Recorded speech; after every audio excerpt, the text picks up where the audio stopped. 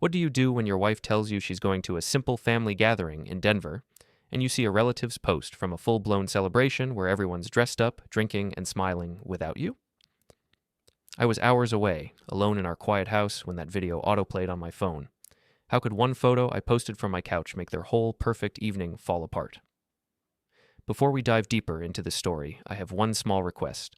Please subscribe, drop a like, comment, and hit that hype button to boost this channel so more people can discover these incredible stories.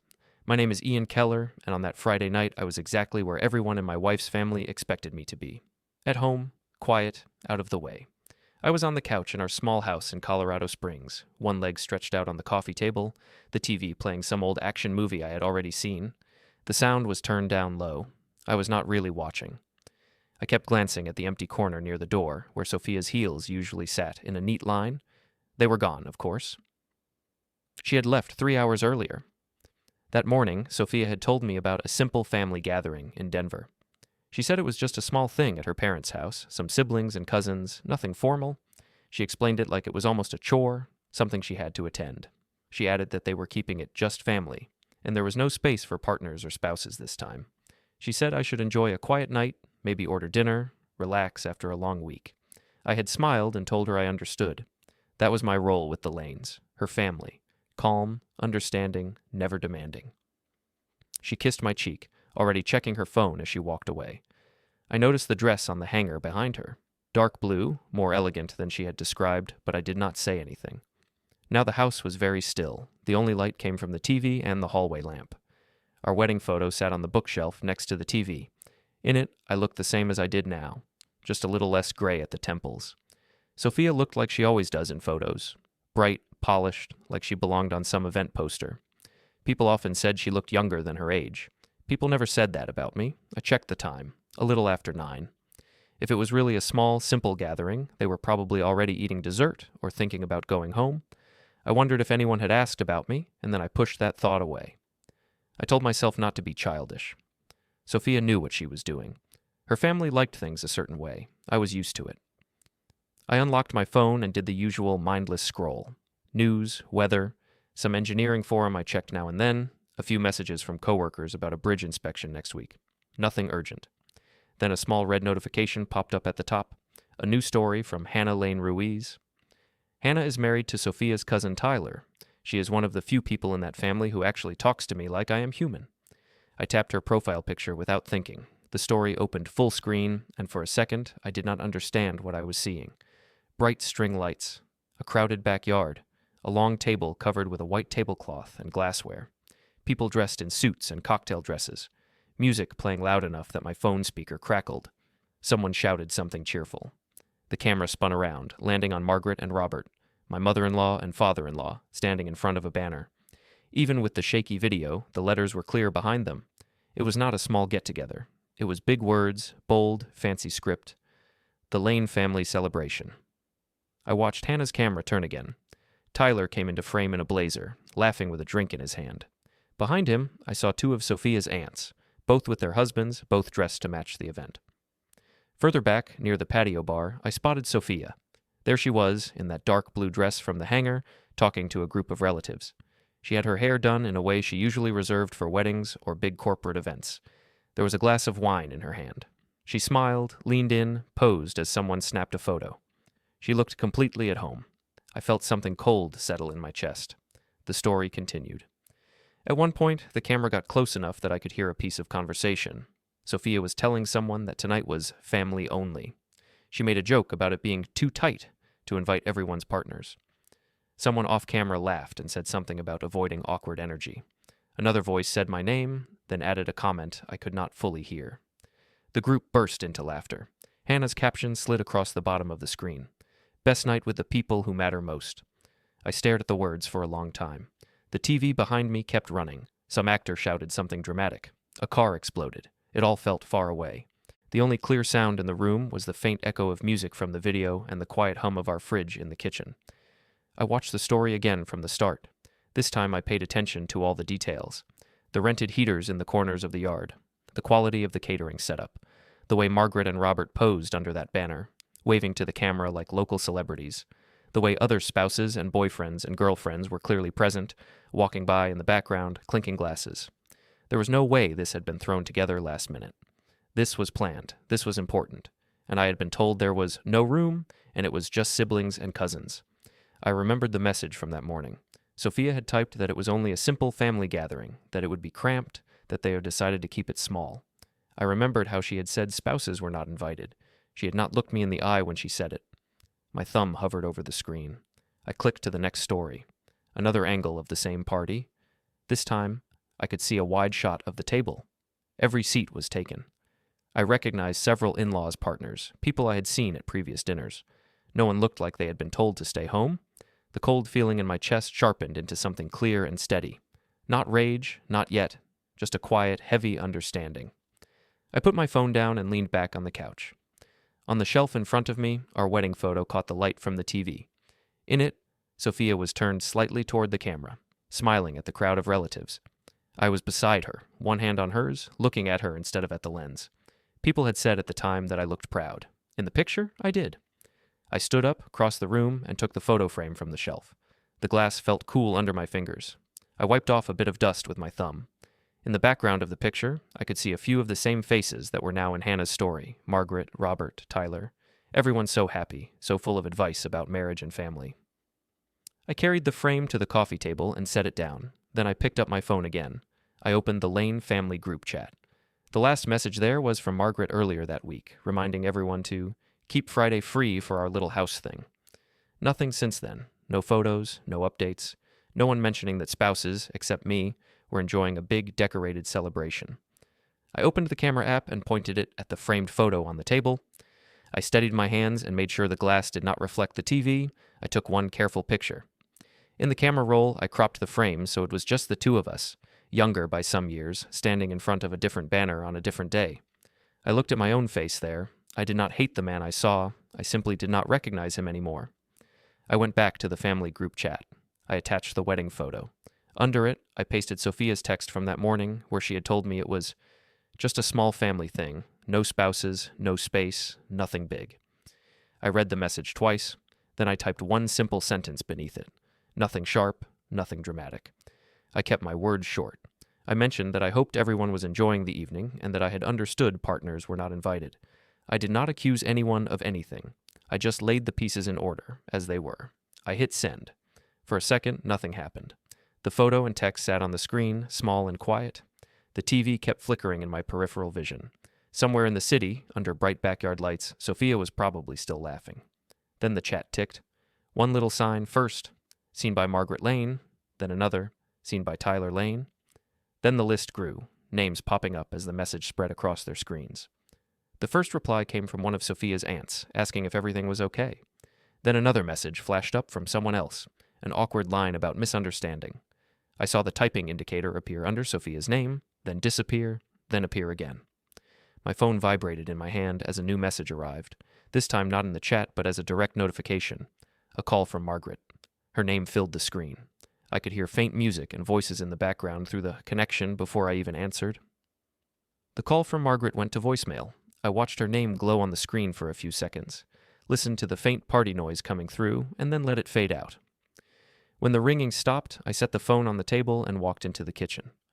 I poured myself a glass of water, even though I was not thirsty. My hands felt steady, but my chest felt hollow. When I came back, the group chat was no longer quiet. Messages piled in, one after another. A cousin wrote that surely there had been some mix-up, that they had thought I was busy. Someone else said that of course I was welcome in spirit, and that the space really was small. Another person added that it had all come together at the last minute, which I knew was not true. You do not hang custom banners and hire catering at the last minute. Then Sofia finally appeared in the chat. She wrote that I was being dramatic, that I had misunderstood, that tonight was meant to be a stress-free evening, and not everything had to include everyone. She said I was making things awkward by posting in the group. Under all that, there was one short message telling me to pick up my phone. I did not answer her call either. I read every line slowly. I saw how quickly the story shifted from "no spouses invited" to "you misunderstood what we meant." I watched them try to turn my quiet question into an attack. That was how it had always gone, I realized. They set the frame, and I accepted it. I put the phone face down and went to bed without waiting for Sofia to come home. When she finally came in later that night, the bedroom door opened and closed softly. I heard her moving around in the dark, heard the faint clink of jewelry, the whisper of fabric as she changed. She did not turn on the light. She did not ask if I was awake. She lay down on her side of the bed, still smelling like perfume and wine, and stayed very still. In the morning, she spoke quickly before I had my coffee. She said I had made a scene online. She said her mother was upset and that everyone felt attacked. She reminded me that her family could be sensitive and that I knew this. She insisted that it had not been a big deal, that I should have trusted her. She did not apologize for lying about the nature of the event. She only complained about how my post had changed the energy of the night. I listened. I said very little. When she left for her weekend errands, the silence she left behind felt different. Not peaceful, just heavy. Later that day, I drove to the small coffee shop near my office. It was almost empty, just 2 students with laptops and an older man reading a newspaper. I ordered a black coffee and sat at the same table where Sofia and I had sat on our first date.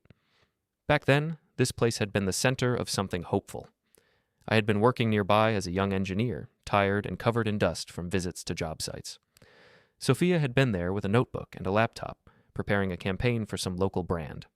I remembered the way she had leaned over to ask about the sketch of a bridge in my notebook. She had said she liked the way I drew structures, that my lines looked sure and steady. She had called that rare. We had talked for hours about neighborhoods and city planning. She had said she loved how I saw the city as something you could shape and protect. She liked that I was practical, grounded, not like the loud guys she met at marketing events. She had told me she wanted solid and stable more than exciting and risky. Now, sitting at that same table years later, I felt like a character in someone else's memory. My phone buzzed, pulling me back. There was a new message, not in the family group, but privately from Hannah. She wrote that she was sorry about how things had gone. She said she had not realized I had been told that spouses were not invited. She admitted that the party had been planned for weeks as a big lane celebration and that people had assumed I just did not like that kind of thing. She added that she had heard some comments at the party that did not sit right with her. I replied and asked what she meant. I told her she did not have to get in the middle of anything. A few minutes later, she responded again. This time she attached a screenshot. It was from one of her videos from the night before. A still frame showed Sofia standing with a glass in her hand, in front of that banner. The subtitle bar at the bottom had captured the auto-generated text from what she had said. Hannah had paused it right on one sentence. Sofia had been thanking her parents for always being there. She had talked about how they had supported her career, how she could always count on them. Then there was the line. The text on the screen showed her saying that when she thought about the people who really carry me, she looked at her parents, at her cousins, and at everyone here, and that she did not like dead weight or negative energy around her. In the background, faces I knew were laughing, raising their glasses, nodding along. You could see Robert clapping. You could see Margaret's pleased expression. You could also see empty space where I was not. Hannah wrote that she knew Sofia had not used my name directly, but everyone at the table had understood who she meant. She admitted that some of the jokes that night had been about me being too serious and always dragging things down. She said it had made her uncomfortable. She told me that if I ever needed someone to confirm what had been said, she would not lie. I stared at the screenshot. The blue dress, the banner, the words at the bottom.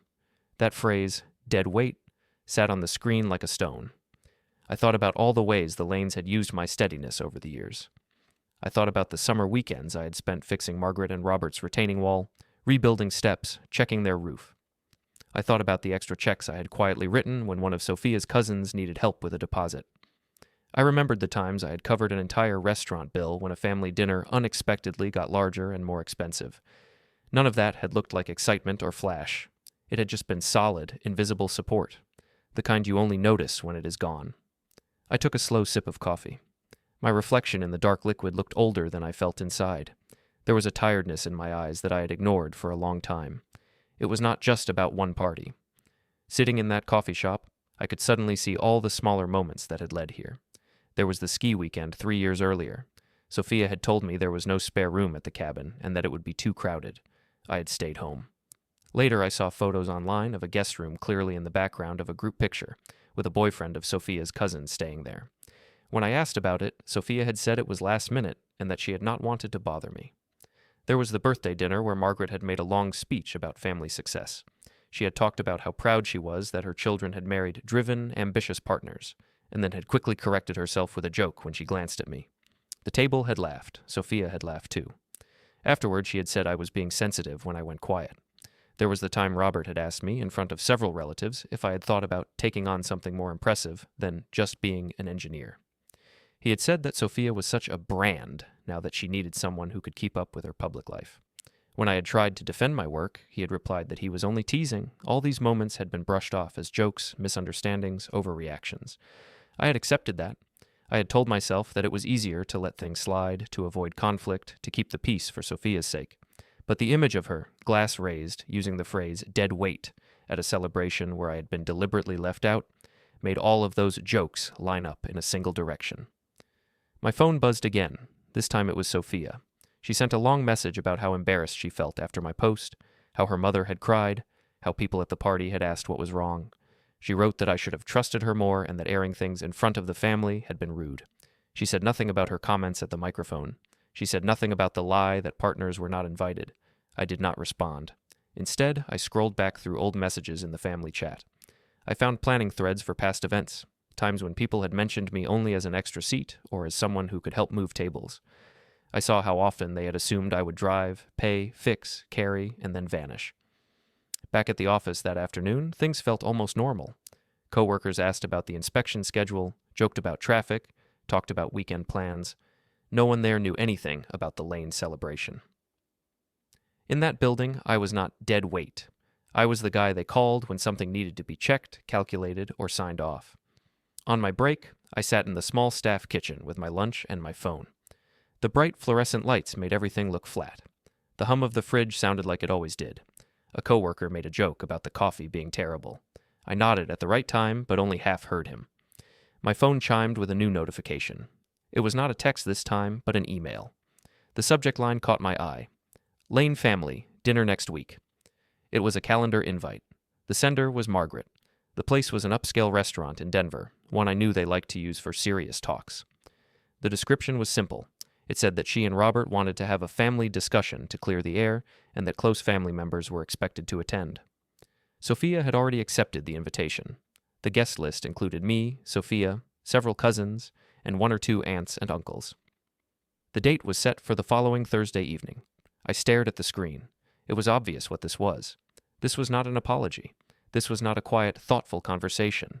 This was a meeting to explain to me why I was wrong, why my feelings were inappropriate, why their version of events was the only one allowed. I accepted the invite anyway. My thumb hovered over the button for a moment. Then I tapped it and watched the event appear on my calendar. That night, at home, Sofia mentioned the dinner in passing. She said her parents thought it would be good for us all to talk. She framed it as a chance for me to see their side. She did not ask if I wanted to go. She assumed I would. I did not argue. I simply nodded and said that I would be there. Later, when she went to bed early with a headache, I sat alone at the kitchen table, the glow of my phone screen reflecting off the tabletop. I opened my calendar again. My eyes settled on the dinner entry. It sat there, small but heavy, like a marker on a map leading to something I could not yet see clearly. Before I turned off the screen, I noticed something else, a tiny icon in the corner of the event that said, All Day, Lane Family Celebration, Past. It was a leftover label from the night before, still hanging there. Underneath that old title, the new one waited. Family Discussion, Clear the Air. I felt that same cold, steady weight in my chest as when I had watched the party video. This time, though, there was also a thin line of something else under it. It was not anger, exactly. More like a warning light in my own mind finally switching on. I locked the phone and set it face down. The house was quiet again. In the silence, my email notification tone chimed once more. When I turned the phone over, I saw that Margaret had added a note to the calendar event, a short line asking everyone to come with an open mind and to be ready to listen and take responsibility where needed. I read that line twice. Then I tapped the event and added a short private reminder to myself under it, a note only I could see. I wrote 2 words, listen carefully. Then I saved it. The week moved toward that dinner like a slow train. On the outside, nothing much changed. I went to work, checked calculations, signed off reports. I stood over sets of drawings with younger engineers, pointing out corrections with a red pen. At lunch, we talked about projects and traffic and football scores. No one there knew that my phone kept buzzing with messages from my wife's family. Margaret sent a polite reminder about the dinner. She hoped, she said, that we could all put this little misunderstanding behind us. Robert forwarded a message about parking at the restaurant. A cousin wrote in a smaller group chat that we should all support Sofia because she was under a lot of stress. Sofia swung between cold and overly sweet. Some evenings she barely spoke. Other times she acted as if nothing had happened, telling me about her campaigns at work and ideas for vacation. But whenever the dinner came up, her tone sharpened. She repeated that her parents were hurt, and that I needed to hear them out. I listened. I said very little. I went to bed with my mind awake and my body tired. When Thursday finally came, I left work early and changed in the office bathroom. My reflection stared back at me, gray at the temples, lines at the eyes, suit jacket a little worn, but clean. I did not look like a villain. I did not look like a hero either. Just a man in the middle of his life, trying to keep things from collapsing. The drive up to Denver took a little over an hour. The sky was clear, the mountains pale in the distance. I turned off the radio and let the engine noise fill the car. My hands stayed steady on the steering wheel. The restaurant was one of those places where people took clients to impress them. Soft lighting, tall glass windows, polished stone everywhere. A host led me past the main dining area and into a private room near the back. The door was partly closed. I could hear laughter inside. When I stepped in, the laughter stopped for a moment, then started up again in a strained way. A long table sat in the center of the room. Margaret and Robert were at one end, Sofia on Robert's right. A few cousins and one aunt sat along the sides. Tyler and Hannah were there too. Hannah gave me a small, nervous smile. Sofia did not get up. She gave me a brief nod, her jaw tight. Margaret gestured to an empty seat near the other end of the table, not beside Sofia, but 2 chairs down, like I was a visiting guest. I sat. Small talk carried us through the first few minutes. The server took drink orders. People commented on the menu. But everyone at the table knew why we were there. The air felt thick. After we ordered, Margaret folded her hands and cleared her throat. She said that she was glad we could all come together. She said that family was important and that misunderstandings needed to be addressed quickly before they grew into something bigger. Then she turned to me. She said she had seen my message in the group chat and had been shocked. She used that word. Shocked. She said it had felt like a public accusation.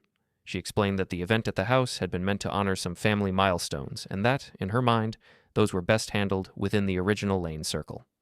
She said she thought I understood that. I told her calmly that I had understood something different. I repeated what Sofia had texted me about there being no spouses or partners invited, about the space being small, about it being nothing big. Sofia cut in. She said that I always took things too literally. She claimed she had only meant that not everyone could come, that things had changed at the last minute. She stated that if I had trusted her, I would have known she was not trying to hurt me. I looked at her. I mentioned that I had seen the videos. I listed, slowly, the people I had recognized, husbands, wives, dates. I did not raise my voice. I did not accuse. I just described what I had seen. The room went quiet. One of the cousins broke the silence with a joke. He said people exaggerate online, that it was just a party and not worth all this drama. A few others murmured agreement. Someone said that my post had made things weird for the guests. Another relative mentioned that Sofia had been embarrassed having to explain to people why her husband had posted that photo. Robert leaned forward, elbows on the table.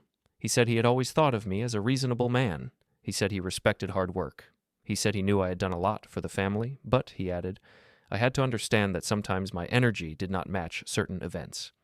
He claimed that they had wanted a light, joyful atmosphere, and that lately I had been too serious and negative. He used those words like they were facts. I felt my fingers curl slightly around my glass. I kept my tone flat. I asked him if being serious meant I could not be included. I asked if there had been any attempt to talk to me about this before deciding I was better left out. Margaret frowned. She said I was twisting things. She told me that their house, their parties, and their events were their responsibility and that they were not obligated to invite anyone. She said it hurt her that I did not trust their judgment. Sofia looked at me and said that I was making her choose between me and her family. She complained that my post had started whispers, that people had asked if we were having problems, that some had suggested I might be controlling. She said she hated that. The words washed over me. Accusations, excuses, explanations. The same patterns as always. I heard phrases like, you know how we are, it was just a misunderstanding, you're too sensitive, you made everyone uncomfortable. Then Tyler spoke up. He said they had all appreciated my help over the years, especially with the buildings, but that I should not hold that over them. He said something about how once all the paperwork was sorted and certain properties were finally under the Lane umbrella the way they should be, things would feel more balanced. My mind caught on that line, on that easy assumption. I asked, as if it were just curiosity, what property he meant. Tyler shrugged. He said everyone knew that the Denver apartment building would eventually be part of the family's portfolio in a more official way. He looked at Robert while saying it. He mentioned that Sofia had always deserved more from that building, considering she was the public face in the family. He talked like he was discussing the weather. Margaret nodded along. She said that when you married into a family, things got shared around. She implied that the building, my late aunt's building, was naturally going to be moved into some joint structure. She spoke as if that was already decided. I sat very still. They had never asked me about changing ownership. They had never sat down to discuss it. Yet here at this table, they spoke like the building was already half theirs and would soon be more. Like my name on the title was a temporary detail. I imagined the files in the locked drawer in my garage at home, the copy of my aunt's will, the deed with my name, the notes from the lawyer I had spoken to years ago when everything passed to me. I remembered how clear he had been that the property was mine alone, separate from any future marriage or family. Robert continued talking. He said that once they finished straightening out future plans for the building, it would give the whole family more stability. He hinted that Sofia would then be able to host more events, run more projects, and not have to, worry about what Ian thinks every time. He chuckled when he said it, like it was a joke. No one else at the table laughed very much. Something quiet happened inside me then. It was not a sudden explosion. It did not feel like snapping. It was more like the slow final turn of a lock. For years, I had let them shape the story. I had let them decide that their teasing was just teasing, that my hurt was overreaction, that my support was simply what decent family did, and part of me had believed that if I stayed calm and patient, they would eventually see me as one of them. Listening to them speak about my aunt's building as if it were already their asset, while in the same breath calling me negative and dead weight, I understood something very clearly. In their minds, I was a resource, not a person. I was useful until they could move the things I provided into their own names. After that, I would be optional. I did not argue with them at that table. I did not raise the volume of my voice. There was nothing I could say in that moment that would change how they saw me. They did not want to understand. They wanted me to accept their version of the story. So I let the dinner run its course. I listened while Margaret suggested that we all start fresh. I listened while Sofia said that if I could just apologize for my post and promise not to share family issues in the group chat again, then everyone could move on. They waited for me to say I was sorry. Instead, I apologized only for surprising them with my message. I said I should have spoken to Sofia directly first. That seemed to satisfy them enough. Margaret relaxed. Robert raised his glass to family unity. Sofia managed a small smile. No one at that table apologized for excluding me from the celebration. No one apologized for the dead weight toast. No one apologized for talking about my property as if it already belonged to them. When the server brought the bill, Robert did his usual performance. He reached for it with a generous gesture, then paused just long enough for me to do what I always did. I took out my card and slid it toward the check. He thanked me loudly, calling me a solid provider. The words sat heavy between us. We walked out of the restaurant into the cool Denver night. People filtered toward their cars in small groups. Sofia walked beside me but half a step ahead, talking to her mother about some plans for an upcoming anniversary party. Margaret mentioned a rooftop space she wanted to book in a building she loved. She said it would be perfect, with a family discount, since they were sure they would have more formal control over it soon. I knew which building she meant. Mine. I did not react. I said nothing. I opened the car door for Sofia, waited for her to settle in, then closed it gently. The drive home was mostly silent. She scrolled on her phone. I kept my eyes on the road. Halfway back to Colorado Springs, I pulled off at a rest area and told her I needed a moment to clear my head. She nodded, still looking at her screen. I stepped out of the car into the cold, dry air and walked a few paces away, staring at the highway lights stretching into the distance. I thought about my aunt, about how she had trusted me with that building. I thought about the tenants I had met, the repairs I had personally overseen, the way I had tried to keep rents fair even when costs went up. I thought about the files in the drawer, the trust she had set up, the conversations I had had with a lawyer friend years ago. I realized how long I had been letting Sofia's family treat that gift like their future trophy. I went back to the car, sat down, and closed the door. Sofia asked if I was okay. I told her I was just tired from a long day and long drive. She told me that she hoped I understood her parents better now. She said they were trying. I told her I had heard everything I needed to hear. She did not ask what I meant.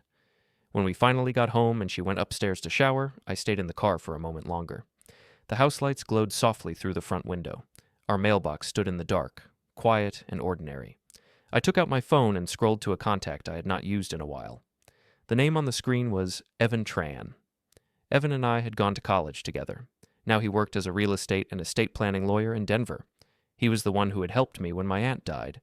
He understood the building, the trust, the terms better than anyone else. My thumb hovered over his name. For a second, I thought about putting the phone away and pretending that dinner was just one more bad night I could forget. Then I remembered Robert's words about taking formal control. I pictured Sofia raising a glass over that dead weight line. I saw the screenshot in my mind, the faces laughing. I tapped Evan's name. The phone rang. It rang once, twice. My heart beat slow and steady in my chest. On the third ring, the call connected. I heard his voice say hello, surprised but friendly. I took a breath and told him I needed to talk about the building, about the trust, and about my wife's family. As I spoke, the last bit of the old story I had been telling myself finally broke.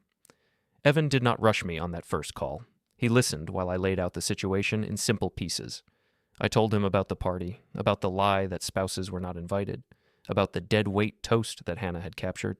Then I told him about the dinner, about the way Margaret and Robert and the others spoke as if my aunt's building already belonged to the Lane portfolio. He did not interrupt. When I finished, he was quiet for a moment. Then he said we should meet in person and go through everything properly. 2 days later, I sat in his office on the 22nd floor of a glass building in downtown Denver. The room was clean and simple, big window, simple desk, 2 chairs, stacks of files lined the shelves, but everything felt ordered. Outside, the city stretched in every direction, familiar and distant at the same time.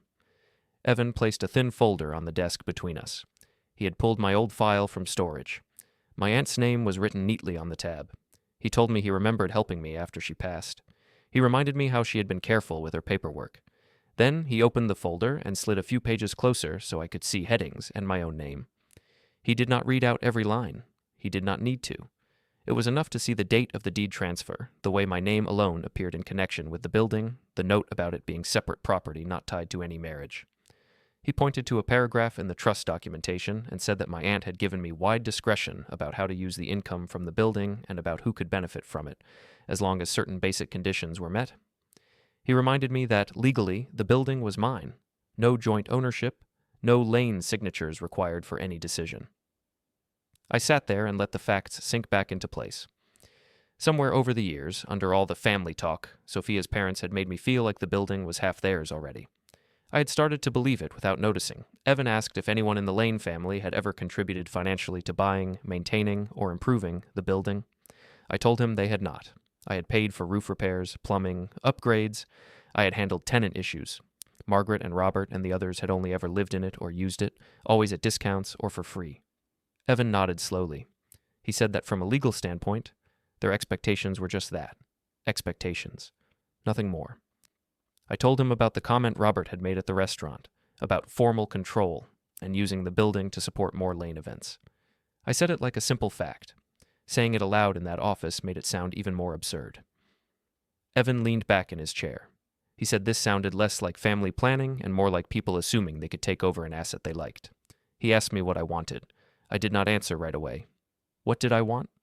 For a long time, the answer would have been simple. Peace, acceptance, a place in that family where I was seen as more than the quiet man in the corner. But that answer felt hollow now. I told Evan that I wanted clarity. I said I wanted to make sure that whatever I decided, I would not wake up one day to find the building tied up in some scheme I never agreed to. I said I was tired of being treated like a temporary piece in their plans. He nodded. He said the first step was to get full, updated copies of every relevant document, the deed, the trust, any amendments we had ever discussed but not acted on. Then, he said, we could look at what my options were. As he spoke, I realized something. For years, I had let Sofia's family own the conversations about the building. I had avoided pulling out these papers, avoided bringing up the details, because I did not want to seem cold or money-minded. I wanted to be seen as generous. All that had done was give them room to imagine a future where my generosity had no limits. By the time I left Evan's office, he had emailed me a secure link to an online folder where I could upload anything related to the Lanes and the property, messages, bank transfers, rent records. He told me to take my time. He said he would be ready when I was. On my way back to the parking garage, I walked past the old stone post office downtown. The building looked solid, like it had been there forever. I thought about how things that seem permanent can still change hands quickly when people are careless. I decided I would not be careless anymore. That weekend, I drove to Denver again. this time not to see the lanes, but to visit the apartment building itself. I had always liked that building. It was not luxury. It was brick and steel and steady staircases, with a small courtyard and a worn but clean lobby. Over the years, I had learned which pipes rattled when the weather got cold, which windows needed extra sealing in winter, which tenants liked to talk, and which just nodded. When I walked through the front doors this time, the lobby smelled faintly of cleaning solution and old carpet. A few potted plants tried their best under fluorescent lights. A couple I did not recognize came in behind me carrying grocery bags and smiled politely. "Morning, Mr. Keller," someone called from the mailboxes. I turned and saw Mrs. Jameson, one of my longest-term tenants. She was in her late 60s, gray hair in a bun, mail in one hand, reusable shopping bag in the other. She had been living there since before it was mine. I greeted her, asked how she was. She told me her sink was finally draining better after the last repair, thanked me for responding quickly. She mentioned that she had heard there was some big party planned on the rooftop soon, some Lane family thing, and asked if there would be any noise restrictions. She said she did not want a repeat of that cousin's loud gathering from last year. I made a mental note. Big party, rooftop, soon. I told her I would look into it. She patted my arm and said she trusted I would keep things fair, like I always had. The simple trust in her words hit me harder than any speech I had heard at the Lane dinner. In the corner of the lobby, near the elevators, was a small glass door leading to a cramped office. A sign on it read, "Management, Shauna Briggs." She was the property manager I had hired a few years back when I realized I could not keep handling every repair call myself while working full-time as an engineer. I knocked and stepped inside. Shauna looked up from her computer. She was in her early 40s, hair pulled back, glasses on, a stack of tenant files on her desk. The walls were lined with clipboards and maintenance schedules. She smiled when she saw me. She said it had been a while since I had dropped by. She asked if everything was okay. I sat down opposite her and said that, overall, things were fine. Then I asked if she could pull a full report for me: current tenants, rent amounts, late payments, complaints, incident reports. I told her I was reviewing the building's long-term plans. She did not question it. She opened a folder on her screen and started clicking. While the printer hummed to life, she mentioned casually that she had received a request from Margaret Lane's email last week about reserving the rooftop terrace for an anniversary party. She said they had written as if they were handling it as family owners, but that she had checked the file and knew my name was the only one on it. She said she had held off on confirming the reservation until she heard from me. I felt that familiar cold clarity again. I asked her what Margaret's email had said exactly. Shauna turned her screen so I could see the message. It was short, but confident. Margaret had written that she wanted to book our family rooftop for a 40th anniversary celebration. She had asked for the usual family discount and had hinted that she would soon be streamlining some of the management decisions for the building. I did not raise my voice. I did not ask Shauna anything emotional. I just asked her to forward the email to me and to hold the reservation as pending owner review.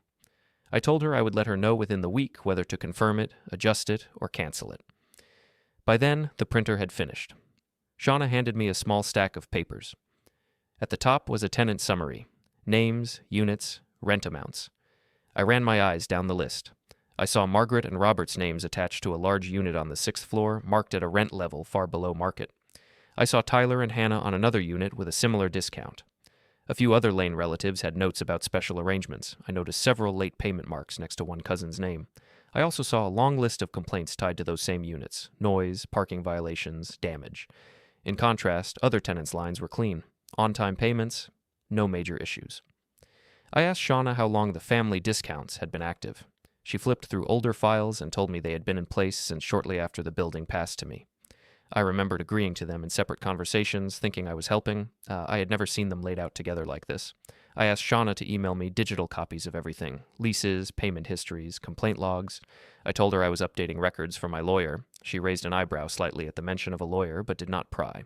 She simply said she would send the files by the end of the day. As I stood to leave, she added one more thing. She said that, from her point of view, I had always been fair. She noted that some of my family tenants took advantage of that more than others. She said that if I ever decided to tighten the rules, she would back me up as long as everything was documented. I thanked her. On my way out, I paused in the lobby again. Mrs. Jameson was gone. A child's bicycle leaned against the wall near the stairs. The building felt alive, full of people whose lives did not revolve around the Lane's social calendar. People who paid their rent, who called when something broke, who just wanted a quiet place to live. Back in my car, I opened my email. Shauna had already sent the forwarded message from Margaret and a scan of the current rooftop reservation request. The date stood out. Late summer, a Saturday evening, prime time. A few seconds later, another notification appeared. This time it was a text from Sofia. She wrote that her parents had finally decided on a venue for their 40th anniversary. She said it was a beautiful rooftop in one of Dad's favorite buildings, and that she was thrilled because it felt like everything was coming together. She added a smiling emoji and wrote that this would be our chance to show the whole family what the future looks like. She did not mention that the building was mine. She did not mention that her mother had claimed it as a family asset in that email to Shauna. I stared at Sophia's message, then at Margaret's forwarded email. 2 different screens, same assumption. I forwarded both to Evan with a short line asking him to add them to the folder. Then I scrolled to the tenant summary Shauna had sent. I saved it to my phone, then backed it up to the same secure folder. That night, back in Colorado Springs, I sat in my garage, the one part of the house where Sofia rarely stepped. I pulled an old metal box from a shelf and opened it. Inside were paper copies of my aunt's will, the trust documents, the original deed. The pages smelled faintly of dust and ink. I spread everything out on the workbench and took fresh photos of each page with my phone, making sure every line was clear. I uploaded them to the secure folder Evan had created. On the screen, the list of files grew longer. Scans, screenshots, records, emails. I did not read every legal phrase. I did not need to. I just needed everything in one place where someone besides me could see the full picture. When I finished, I sat back on the stool and looked at the documents spread around me. For years, these papers had been background noise in my life. Now they felt like the frame of a structure I had never fully examined. My phone buzzed. It was an email from Evan, short and to the point. He wrote that he had received the new files, that things were becoming very clear, and that we should meet again soon to talk options. He added that the timing of the rooftop reservation could be useful. I looked at the calendar on the wall. Margaret's chosen date was circled in my mind, even if not yet in red. A night where the entire Lane family would gather on top of a building they believed they owned, celebrating their lasting union and imagined future. I picked up a marker and drew a small circle around that date on the paper calendar anyway. No label, just a ring. Upstairs, I could hear Sofia moving around, talking on the phone, laughing with someone about theme colors and guest lists. The sound floated down through the floor like noise from another world. In the quiet of the garage, surrounded by deeds and leases and printed emails, I finally understood that the anniversary party was not just another Lane event. It was going to be the place where they tried to show everyone their version of the future. And, whether they knew it yet or not, it was where I would decide what part, if any, I still wanted to play in it. I spent the next few weeks in 2 different worlds. In one world, nothing seemed unusual. At home, Sofia moved through the days as if everything were settled. She talked about color schemes for her parents' anniversary, asked me if certain bottles of wine would match the tone, and left her laptop open on the kitchen table with planning spreadsheets.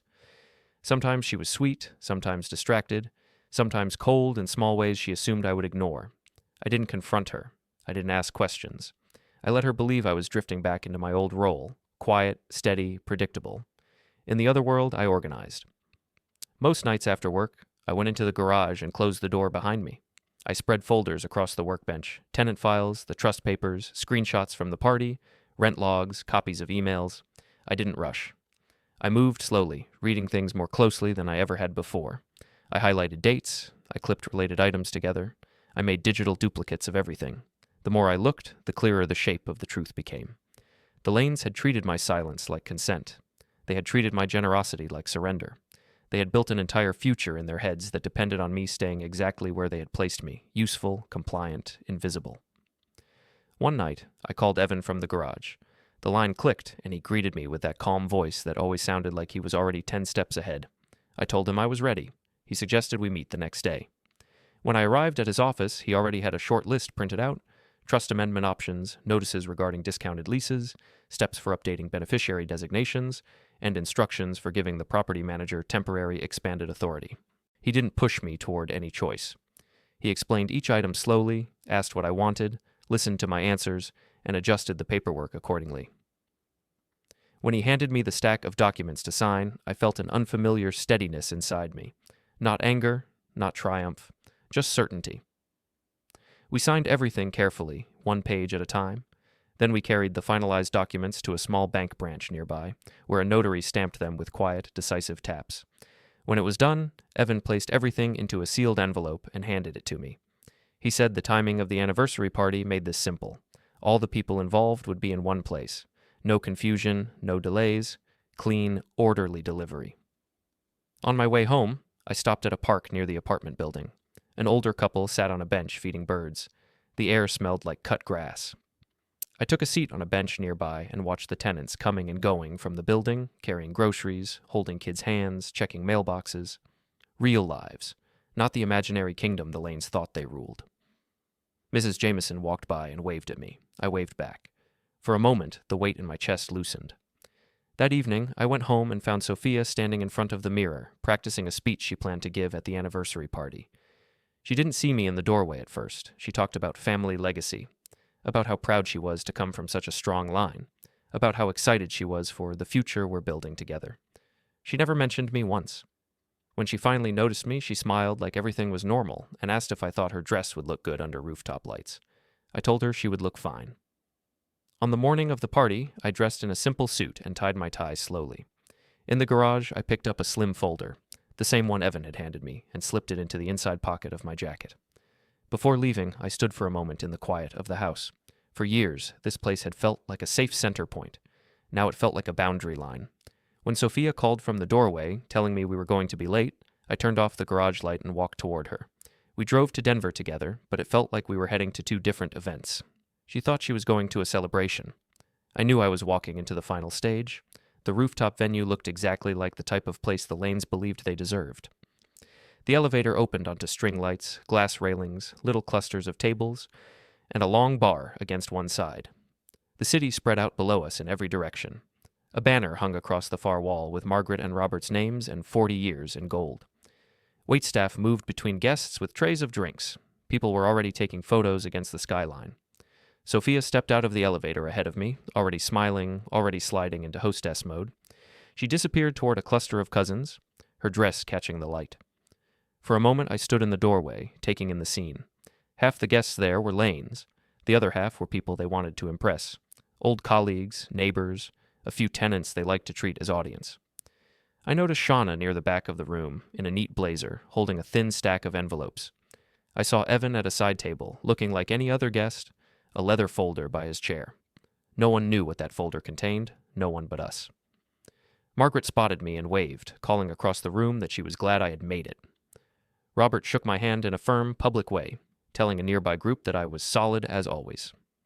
People clapped him on the back, laughed at his stories, and glanced at me like I was a piece of the background furniture. The sun slid lower as everyone ate and drank.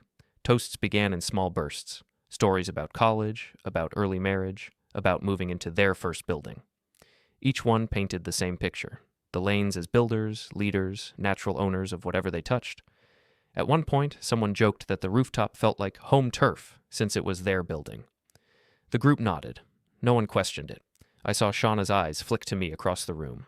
Eventually, a server tapped a glass, and the music lowered. Margaret took the microphone first. She welcomed everyone, thanked them for coming, talked about 40 years of love and hard work. She thanked her children and cousins for helping plan the night. She mentioned the family property we were standing on, saying it showed how far they had come. Then she handed the microphone to Sofia. Sofia stepped forward in her dark dress, confident, practiced. She talked about growing up with parents who always showed up, who always supported her. She said they were her foundation. She used phrases I had heard her rehearse in front of the mirror. She talked about legacy again. She talked about the future again. She still did not say my name. I watched the faces around the room. Many were smiling, some were filming with their phones. Tyler stood near the bar, grinning, arm around Hannah. I saw Hannah's smile fade slightly when her eyes met mine. She looked away quickly. When Sofia finished, the room clapped. Margaret raised her glass, ready to signal the start of the next round of drinks and music. That was the moment I walked toward the center of the space. I did not raise my voice. I asked quietly if I could add a few words. People turned out of simple curiosity. Margaret hesitated, then laughed and said it was only fair to let me speak. She handed me the microphone like she was sure I would say something safe and short. I did not give a speech about love or history. I did not talk about their marriage. I kept my words simple. I said I wanted to thank everyone for coming to celebrate, and that I also wanted to clear up one small misunderstanding about the place we were standing in. I said I had heard a lot over the years about this rooftop and this building being part of the Lane family portfolio. I said that tonight seemed like the right time to show people what was actually true. At that quiet signal, Evan moved to the small projector stand we had arranged with the venue staff. The lights dimmed slightly. A simple slide appeared on the wall behind me, just a scanned image of the building's deed, my aunt's name, the transfer date, and below that, in clear type, my full name as the sole owner. The room went still. I explained calmly that this building had belonged to my aunt and that she had left it to me alone long before I married into the Lane family. I said that I had kept rents fair, that I had given generous discounts to some family members, and that I had done it quietly because I believed that was what family did. I did not mention dead weight. I did not need to. Next, a second slide appeared. A simple chart, nothing fancy. On one side, columns showing regular tenants, market rent, on-time payments, clean records. On the other side, columns showing Lane relatives, deeply discounted rent, repeated late payments, strings of complaints. Names were visible only to the people involved. They recognized themselves. Murmurs began. A few heads turned sharply. At the edge of the room, Shauna started walking between groups, placing sealed envelopes into specific hands.